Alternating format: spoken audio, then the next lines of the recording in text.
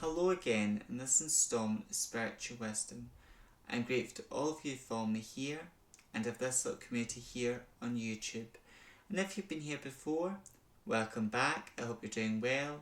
And if you're new here, welcome. I hope you're doing well. My name is Nicholas and on my channel I talk about witchcraft, Wicca, paganism, self-love, crystals and magical properties, and all matter of philosophical and spiritual topics. So if you're interested in those types of things, you know what to do. Please subscribe, join this amazing community and click the bell icon so you'll be notified each time I upload a new video. And this is a safe place if you're a practicing witch, Wiccan, pagan or whatever spiritual path you may be on, because there's no right or wrong spiritual path, there's just the path that's right for the individual. Now today I'm going to be talking about the importance of asking questions in life. Now when you're on a spiritual journey, it's important, I suppose, no matter where you are in life, where you are, it's important to ask questions. Now a good teacher or mentor will love questions, because sometimes if a student asks a teacher a question, maybe it's a question that teacher's never been asked before, and it gets them to think about a new topic or a new situation in a new way. So it gives them new ideas. So questions also help you learn, because you never know everything, and the way you learn things is by asking questions. Now, an occult leader, would not be comfortable asking questions. They would just tell you, this is the ritual, this is the practice, and you just do it. You just do it. And there'll be no discussing the ritual or like why or that. It just, you do as you're told and that's it. And if you don't, there's consequences. Now that's how you know there's a difference between a teacher and, an occult situation. It's not good. Now questions are important, especially when you're on a spiritual path. For example, something with, as a witchcraft practice, and many witches do it, but not all witches do it. The blowing cinnamon on your front door. Many witches may have questions about that, or someone who is a magical practitioner, maybe they want to include that practice into their life, but they have a few questions. Before they include the practice, they might, it'd be like, why is it the first of the month? And what do you mean by the first of the month? So, for example, the first of the month, if it was New Year's Day, for example, Christmas is ended, it's the 1st of January, so it's the first of the calendar month, it's the first month of January, okay? You would blow cinnamon through the door, and that's what it means, the first of the month, because a new month, meaning the first day of a month, is a new chapter, it's a new beginning. So, and then this practice someone may have is blowing cinnamon at the front door. Is that a modern practice or is it an ancient practice? And the answer is it's a modern practice, because ancient Greeks, ancient Romans, Celtics, they weren't doing that.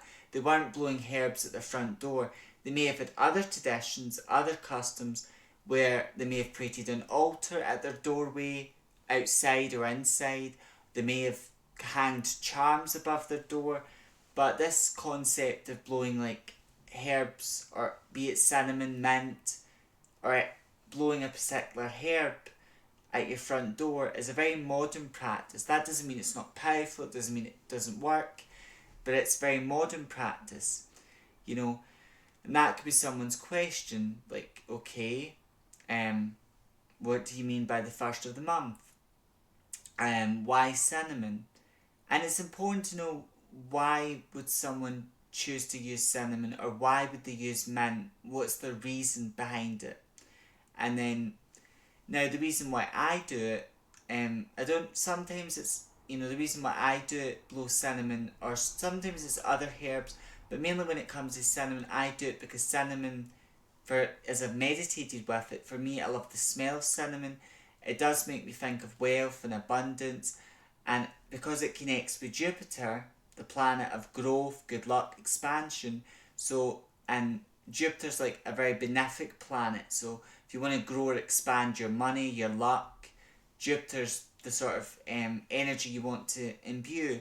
And Cinnamon connects with Jupiter, and then fire brings things in quick, and Cinnamon connects with the element fire.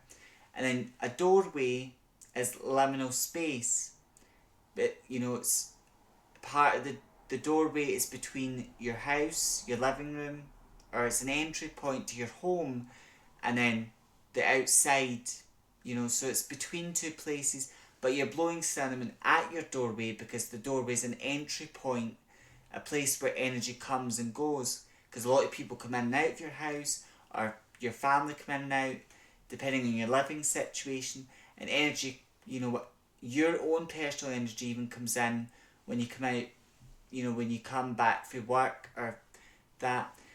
So when you're starting out in witchcraft or spirituality, you will have a lot of questions, and questions are a great way to start, and you should feel safe.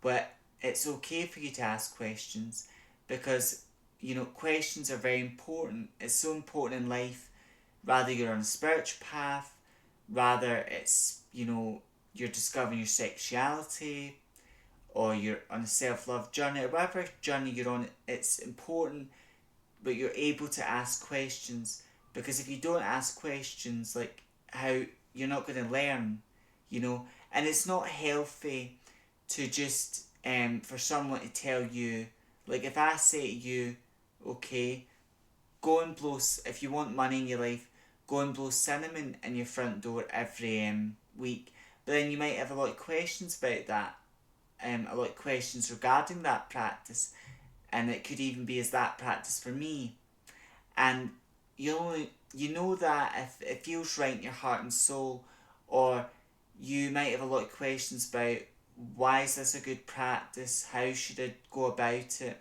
So rather you're a practicing witch, you're on a spiritual journey, or whatever aspect you're in your life, it's so important to ask questions, and even ask yourself questions like, why am I doing this? Why do I believe that? Or like, if it's about money, why do you have these negative thoughts and ideas about money? And then the other question you could ask yourself, are these beliefs about money helping me with my finances, or are they hindering me? And that's a good thing to do in journal work, like shadow work, journal work. Ask yourself questions. What negative beliefs or thoughts do I have? What fears do I have? So asking yourself questions, and then you know the answer. No one else knows the answer, you do. So writing down the answer to the questions you have is also very healing.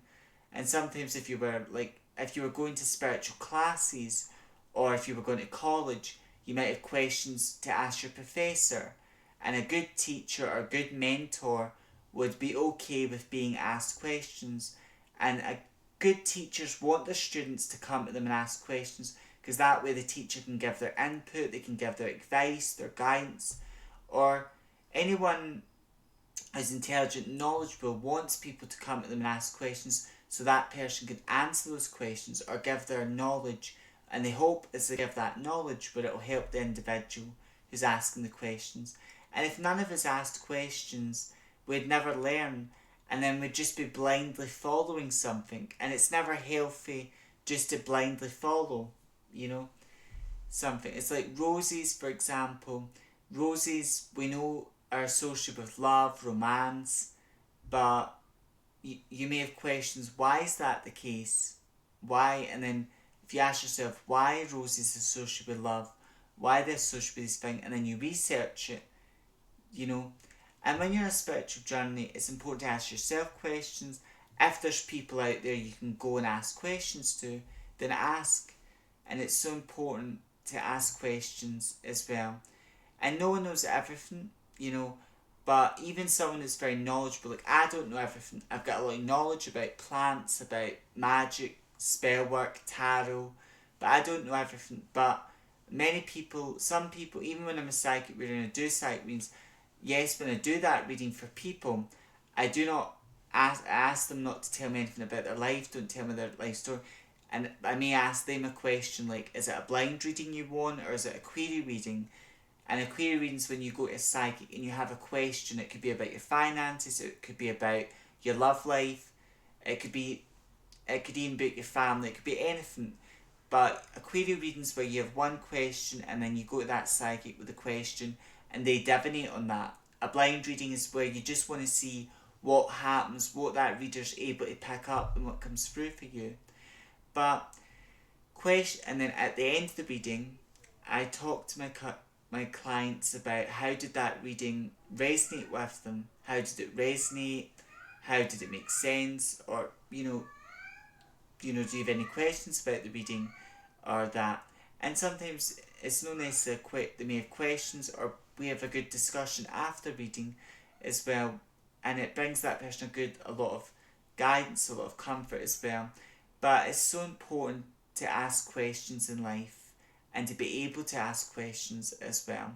As always, I hope this video brings you some guidance, some comfort as well, and helps you again in your spiritual evolution as well and growth. Till next time, stay safe, stay well, look after yourself, walk your spiritual path with pride, and if you're perhaps so much like me, stay with you, may meet, may part with again, blessed be.